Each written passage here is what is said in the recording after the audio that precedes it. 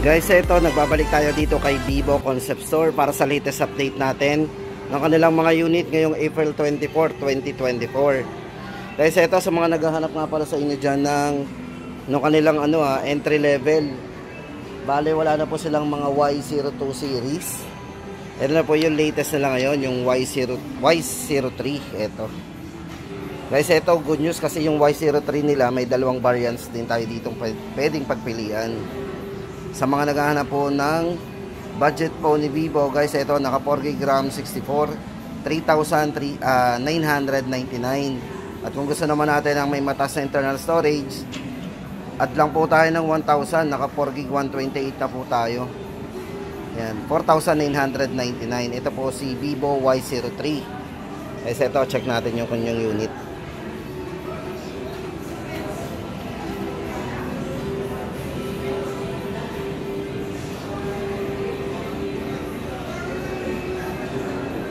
Ito guys, bali meron na rin tong ultra game mode. So mga mahilig maglaro dyan, bali ito yung naka multi turbo 5.5. Then yung refresh rate ng screen nito is naka 90Hz refresh rate din.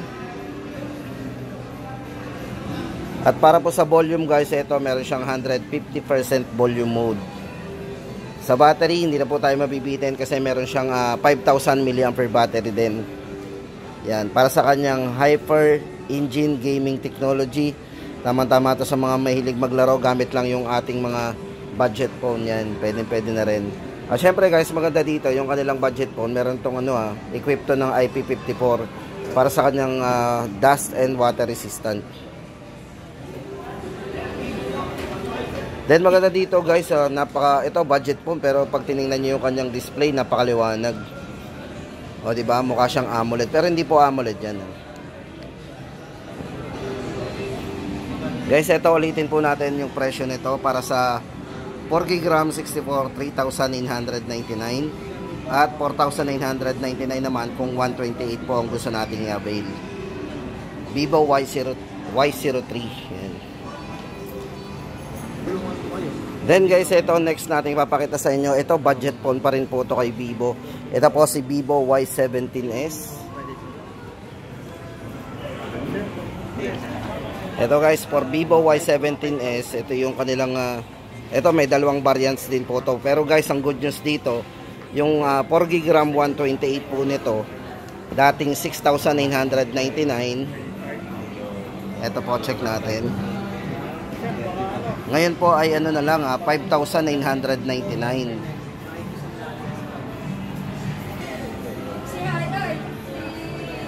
Ito guys, check po natin. Ito 4GB RAM 128. Ngayon po ay 5,999. Then ang good news po dito kay Y17s, meron na rin po siyang isa pang variant. Kung gusto natin ng mas mataas na RAM, nagkaroon po sila ng bagong variant. Ito, naka 6GB RAM 128. 6,999 naman po yun ang price nito. Ito guys, para sa specs and parameters po nito, check po natin. Yan to, check muna natin yung camera. Ito yung mga budget po na pwede nating i-check natin yung camera kasi may mga naghahanap din po sa atin ng mga budget po na may malinaw na camera. Ito po yung front, then sa back.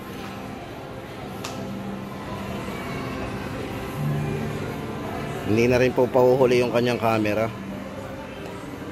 May mga portrait mode, night mode.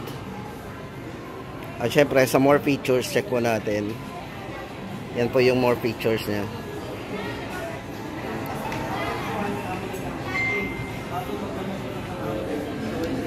Ito guys, check po natin yung kanyang parameters para meron tayong idea. Yan. Bali guys, ito ulitin natin. Naka 4GB RAM 128, 50 megapixel para sa kanyang night portrait camera. Equip po siya ng IP54 para sa dust and water resistant. Syempre, gaming chipset na rin po niya is naka MediaTek.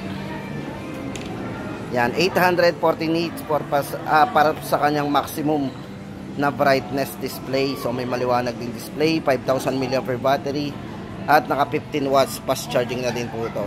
Ito guys, para sa budget phone na to na Vivo Y17s, yan, 5,999 at 6,999 po ang pagpipilian natin.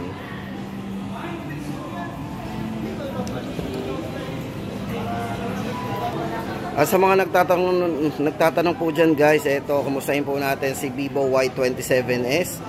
Ngayon po ay 9,999 pa rin.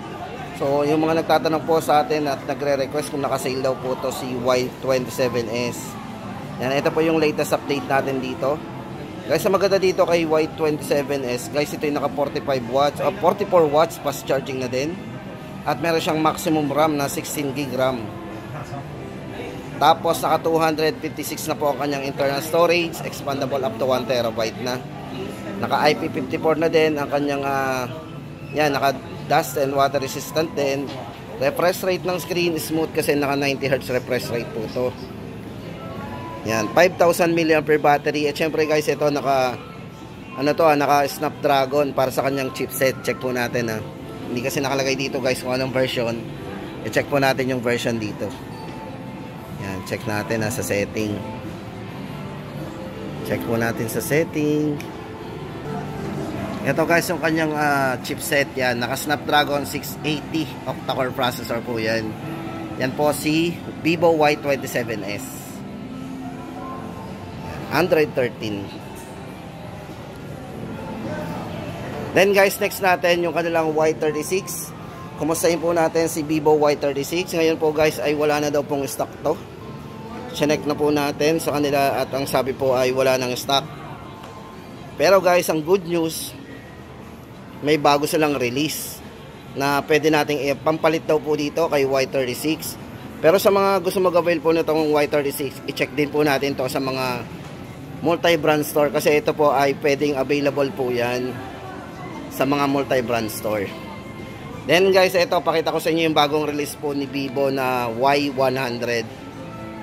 Guys, ito na good news kasi yung Y36 wala nang stock dito. Tapos guys, ito yung bagong release po nila na pwede nating ipalit doon. Ito na, Vivo Y100. Guys, dito for Vivo Y100, para po sa dalawang variant nito, 8 GB RAM, 128, ang price po nito ay 12,499. Then yung 8 GB RAM 256 naman po, mas mataas ang internal storage, 13,999. Dahil sa ito, silipin muna natin yung kanyang design. Ayan, hindi naman po nalalayo yung design nito sa Y36. Yan. Pero titigan po natin naka flat finish po yan, tapos parang ayun, hindi naka-emboss yung dito sa likod. Kasi dati kasi naka-emboss po yung dito sa Y36, pero ito po mas pinaliit yung yung mga camera lens. Tapos flat po yan. Yan po yung design niya. Ang ganda ng display, maliwanag. Ito guys, check po natin yung kanyang display, kanyang mga parameters. Ito, silipin po natin. Guys, ito maganda dito, naka 80 watts fast charging po yan. With super supercharged pump. Tapos 2 days battery with 5,000 mAh battery. At naka photochromic body design po yan. Yung nga po pinakita ko sa inyo kanina. Yan, Snapdragon 6 nanometer. Ayan, naka 6 nanometer 685 processor po yung ginamit. At ang maganda dito guys, 120 Hz po yung refresh rate ng screen nito. Napaka-smooth ito kung kayo mag-browse. At syempre kung gamer ka, tama-tama sa inyo to. Yan. Then maganda dito guys, kung gusto natin ng malakas na sounds, meron itong 300% volume mode. So ibig sabihin, kahit nasa crowded area tayo, talagang mapapakanig natin yung mga ringtone natin. Or even mga music yan. 300% volume mode. Yan guys, para dito kay Vivo Y100.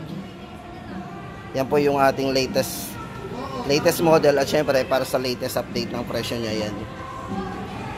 Check po natin yung kanyang camera. Liwanag. Ito guys, check natin yung video. Ito po yung naka 30 frame. Tapos check po natin kung merong smoothness. Yan. Kasi ito pwede, meron siyang kung gusto po natin gamitin yung kanyang 60 frame per seconds, iset po natin sa 720p yung resolution. Yan, napaka smooth yan.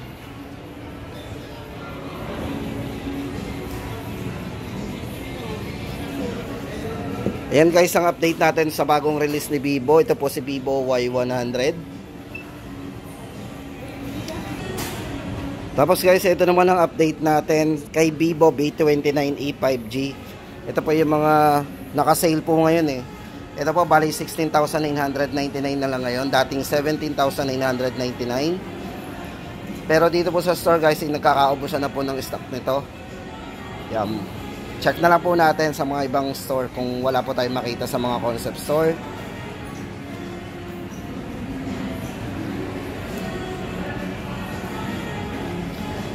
Check po natin yung design. Ito po yung flat.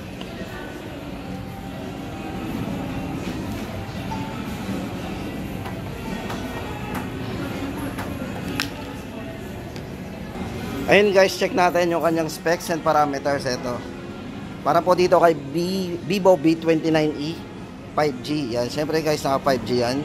Naka Aura Portrait 2.0, upgraded with night algorithm po yan.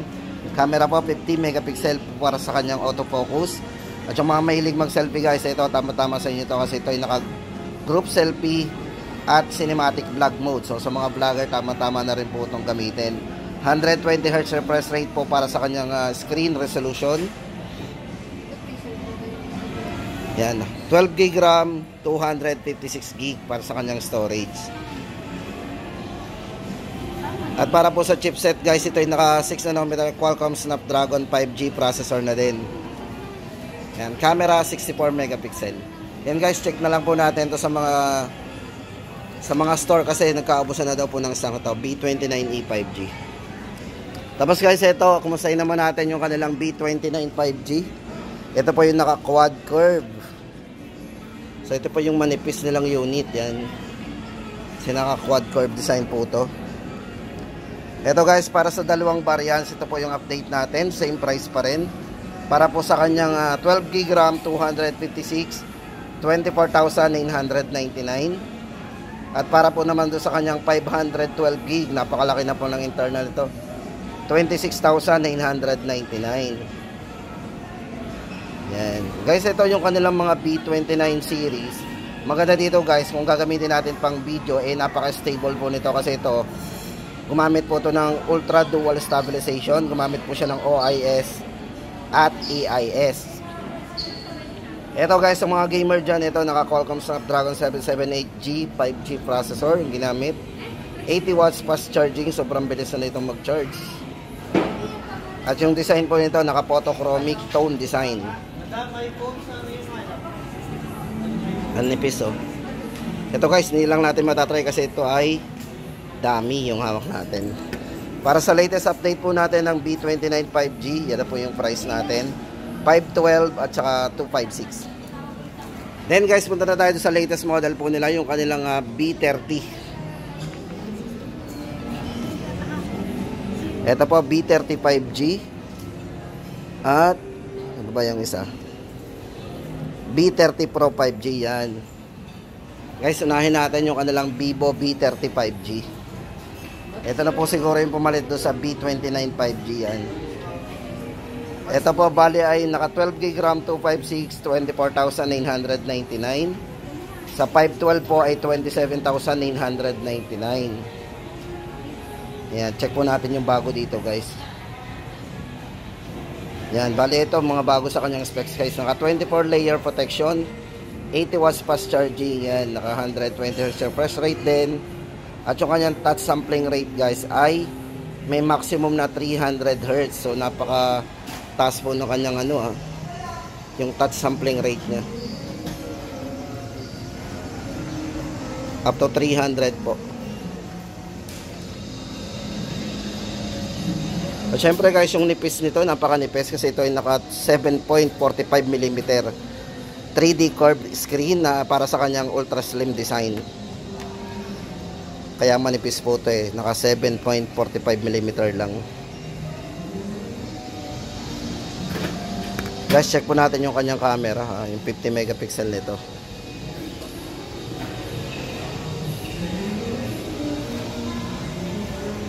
Ito po, naka ultra wide angle din. Yun, tama-tama sa mga mahilig mag yan, ng groupie. Then sa video guys, ito naka din, napaka smooth din kasi naka 1080p by 60 frame per second yan. Then try po natin yung 4K. Ayun. Pwede rin, meron siyang 4K resolution.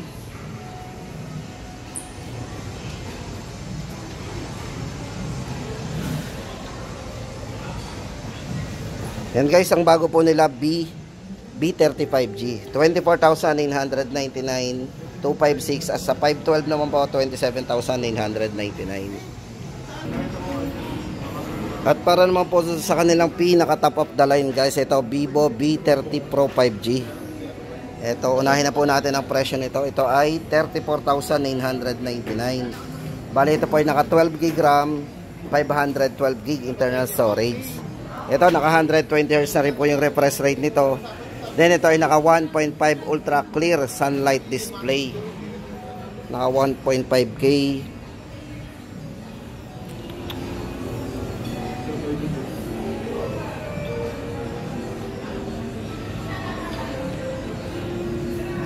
IP54 na din po. Yan, para sa kanyang dust and water resistant. Guys, ito yung kanilang bagong release. Ito yung pinaka-top of the line ni Vivo. Vivo V30 Pro 5G. Yan. 34,999. Ayan guys, ang ating latest update dito kay Vivo ngayong April 24, 2024. Ito guys, sa mga budget, balikan po natin. Wala na po tayong Y02 sa mga naghahanap po ng Y02. Y03 na po ang bago. Ulitin lang, balikan lang po natin saglit. Then yung Vivo Y100 na po yung latest nila.